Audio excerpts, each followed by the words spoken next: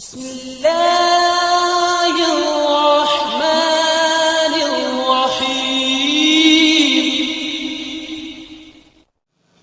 اعوذ باللہ من الشیطان الرجیم، بسم اللہ الرحمن الرحیم۔ السلام علیکم۔ آج آپ کا میزبان ڈاکٹر کاشف بشیر تفہیم القرآن سیریز کی قسط نمبر 482 کے ساتھ آپ کے سامنے حاضر خدمت ہے، جس میں ہم انشاءاللہ العزیز سورہ شورا کی آیت نمبر 20 سے لے کر 24 تک کا ترجمہ اور تفسیر آپ کے سامنے پیش کریں گے، اور اس حصے کا موضوع ہے جھوٹا بہتان۔ بسم اللہ الرحمن الرحیم۔ من کان یرید حرث الآخرہ حرث الآخرۃ نزد لہ فی حرثہ ومن کان یرید حرث الدنیا نؤتہ منہا وما لہ فی الآخرۃ من نصیب۔ ترجمہ: جو کوئی آخرت کی کھیتی چاہتا ہے اس کی کھیتی کو ہم بڑھاتے ہیں، اور جو دنیا کی کھیتی چاہتا ہے اسے دنیا ہی میں سے دیتے ہیں، مگر آخرت میں اس کا کوئی حصہ نہیں ہے۔ تفسیر میں آتا ہے گزشتہ آیت میں دو حقیقتیں بیان کی گئی تھیں جن کا مشاہدہ ہم ہر وقت ہر طرف کر رہے ہیں۔ ایک یہ کہ تمام بندوں پر اللہ کا لطف عام ہے، دوسرے یہ کہ اس کی عطا و بخشش اور رزق رسانی سب کے لیے یکساں نہیں ہے، ایک جیسی نہیں ہے، بلکہ اس میں فرق پایا جاتا ہے۔ اب اس آیت میں بتایا جا رہا ہے کہ اس لطف اور رزق رسانی میں جزوی تفاوت، یعنی تو جو تھوڑا بہت فرق ہے وہ تو بہت سارے ہیں، مگر ایک بہت بڑا اصولی تفاوت بھی ہے، اور وہ یہ ہے کہ آخرت کے طالب کے لیے ایک طرح کا رزق ہے اور دنیا کے طالب کے لیے دوسری طرح کا رزق۔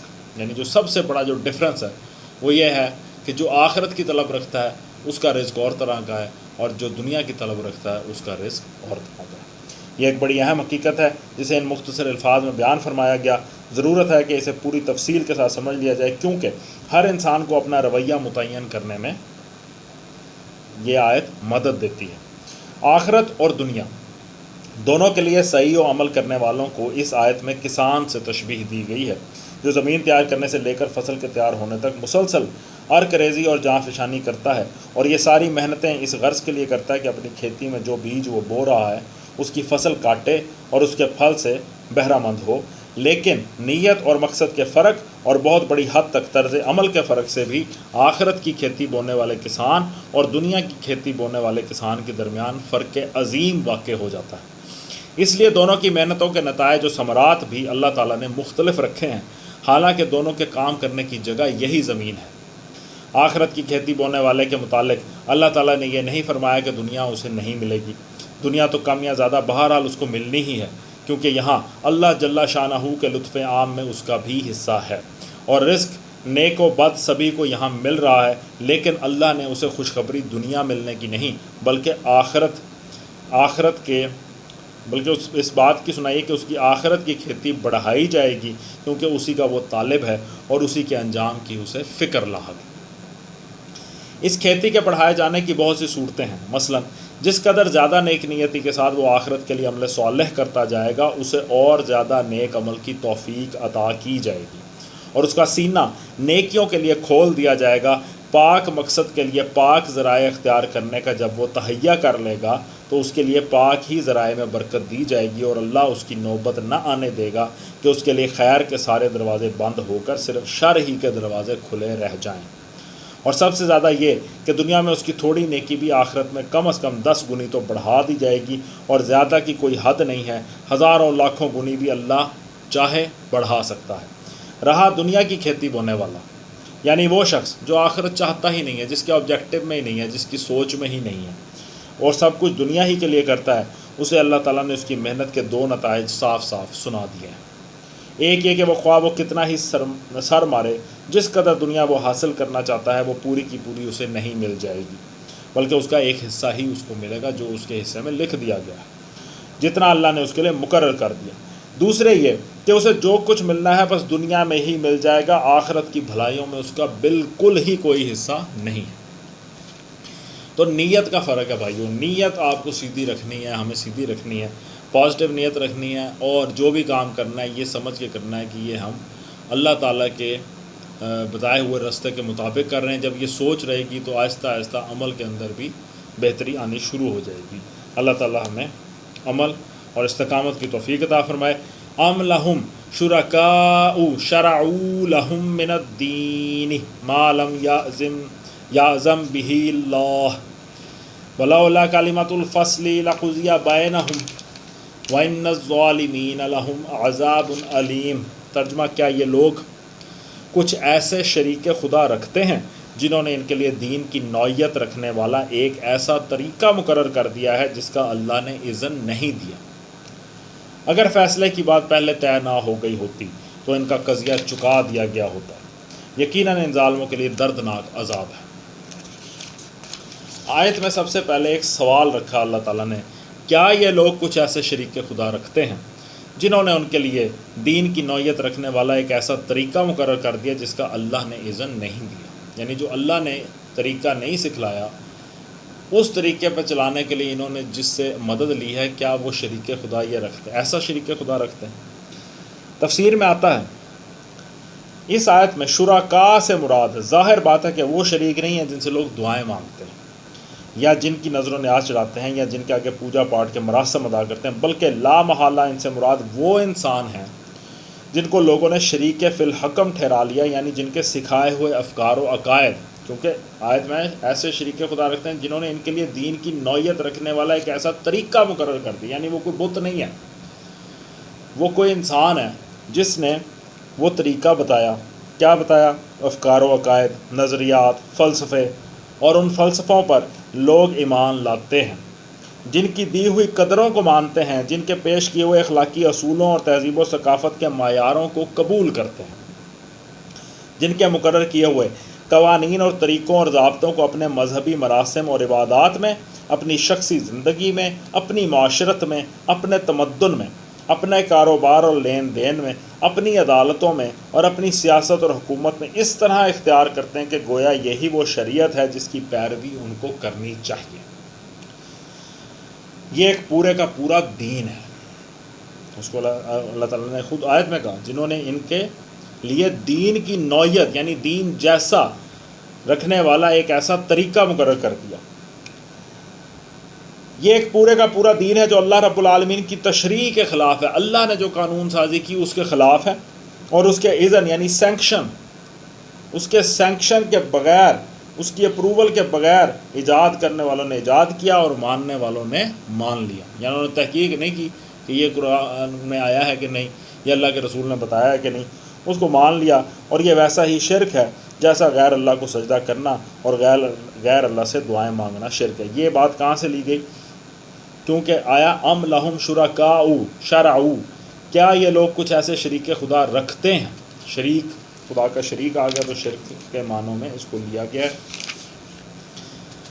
اس کے بعد آتا ہے آیت میں، اگر فیصلے کی بات پہلے طے نہ ہو گئی ہوتی تو ان کا قضیہ چکا دیا گیا ہوتا۔ تفسیر میں آتا ہے یعنی اللہ کے مقابلے میں یہ ایسی سخت جسارت ہے کہ اگر فیصلہ قیامت پر نہ اٹھا رکھا گیا ہوتا تو دنیا ہی میں ہر اس شخص پر عذاب نازل کر دیا جاتا جس نے اللہ کا بندہ ہوتے ہوئے اللہ کی زمین پر خود اپنا دین جاری کیا، اور وہ سب لوگ بھی تباہ کر دیے جاتے جنہوں نے اللہ کے دین کو چھوڑ کر دوسروں کے بنائے ہوئے دین کو قبول کیا۔ تَرَى الظَّالِمِينَ مُشْفِقِينَ مِمَّا كَسَبُوا وَهُوَ وَاقِعٌ بِهِمْ وَالَّذِينَ آمَنُوا وَعَمِلُوا الصَّالِحَاتِ فِي رَوْضَاتِ الْجَنَّاتِ وَهُمْ مَا يَشَاءُونَ عِندَ رَبِّهِمْ ذَلِكَ هُوَ الْفَضْلُ الْكَبِيرُ۔ ترجمہ، تم دیکھو گے کہ یہ ظالم اس وقت اپنے کیے کے انجام سے ڈر رہے ہوں گے اور وہ ان پر آ کر رہے گا، بخلاف اس کے جو لوگ ایمان لے آئے ہیں اور جنہوں نے نیک عمل کیے ہیں وہ جنت کے گلستانوں میں ہوں گے، جو کچھ بھی وہ چاہیں گے اپنے رب کے ہاں پائیں گے، یہی بڑا فضل ہے۔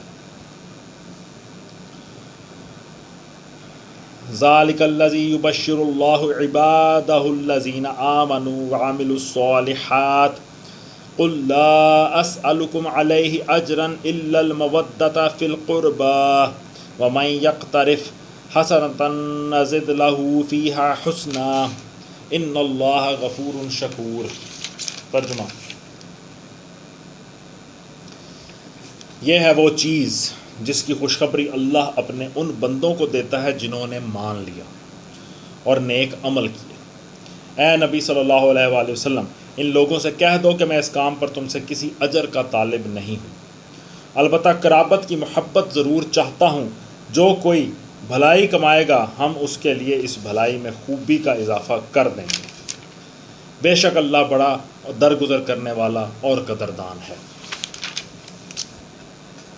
اے نبی صلی اللہ علیہ وآلہ وسلم ان لوگوں سے کہہ دو، بلکہ میں اس کو دوبارہ پڑھتا ہوں ترجمے کو، غور کیجئے، یہ ہے وہ چیز جس کی خوشخبری اللہ اپنے ان بندوں کو دیتا ہے جنہوں نے مان لیا اور نیک عمل کیے۔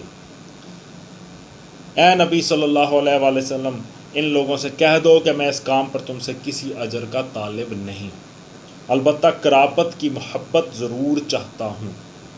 جو کوئی بھلائی کمائے گا ہم اس کے لیے اس بھلائی میں خوبی کا اضافہ کر دیں گے، بے شک اللہ بڑا درگزر کرنے والا اور قدردان ہے۔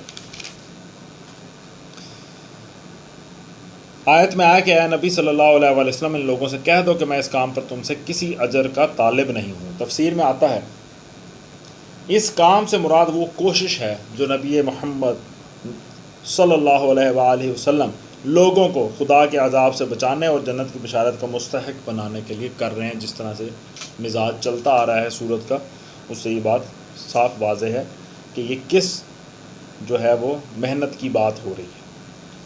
آگے آیا البتہ قرابت کی محبت ضرور چاہتا ہوں، اجرن الا المودۃ فی القربہ، اس کا ترجمہ کیا گیا ہے البتہ قرابت کی محبت ضرور چاہتا ہوں۔ تفسیر میں آیا کہ اصل الفاظ ہیں الا المودۃ فی القربہ، یعنی میں تم سے کوئی اجر نہیں چاہتا مگر قربا کی محبت ضرور چاہتا ہوں۔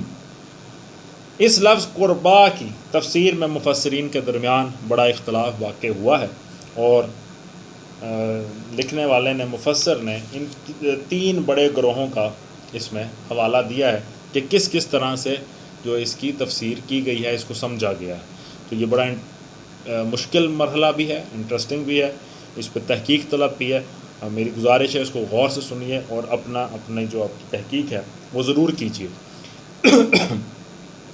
ایک گروہ نے اس کو قرابت یعنی رشتہ داری کے معنی میں لیا ہے، اور آیت کا مطلب یہ بیان کیا کہ میں تم سے اس کام پر کوئی اجر نہیں مانگتا، اجر نہیں چاہتا، مگر یہ ضرور چاہتا ہوں کہ تم لوگ یعنی اہل قریش کم از کم اس رشتہ داری کا تو لحاظ کرو جو میرے اور تمہارے درمیان ہے۔ چاہیے تو یہ تھا کہ تم میری بات مان لیتے، لیکن اگر تم نہیں مانتے تو یہ ستم تو نہ کرو کہ سارے عرب میں سب سے بڑھ کر تم ہی میری دشمنی پر تل گئے۔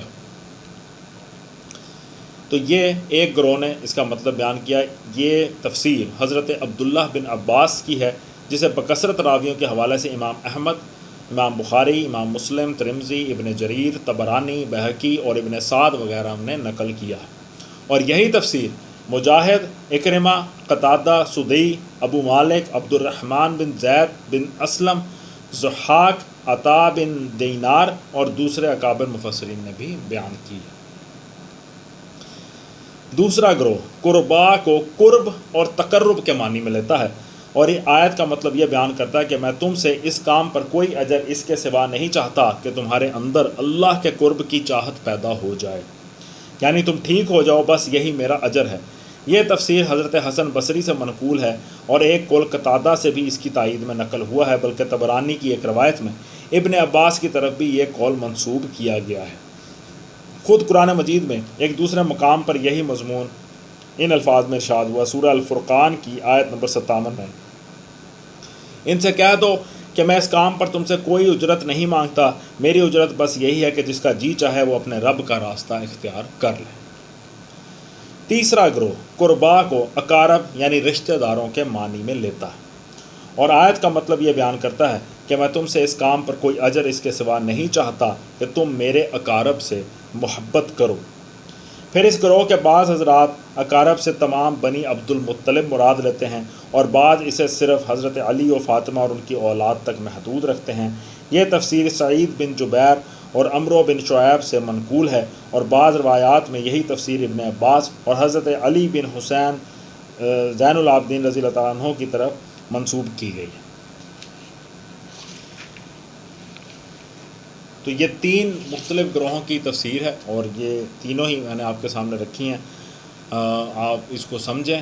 اور میرے حساب سے جو مجھے سمجھ آئی ہے، میرا بہت ناقص علم ہے، بالکل ہی میں ابھی اسٹوڈنٹ لیول کو، لیکن مجھے ایسا لگتا ہے کہ اس میں جو تیسرا گروہ ہے قربا کو اقارب یعنی رشتہ داروں کے معنی میں لیا گیا ہے، اور آیت کا مطلب یہ بیان کرتا ہے کہ میں تم سے اس کام پر کوئی اجر اس کے سوا نہیں چاہتا کہ تم میرے اقارب سے محبت کرو۔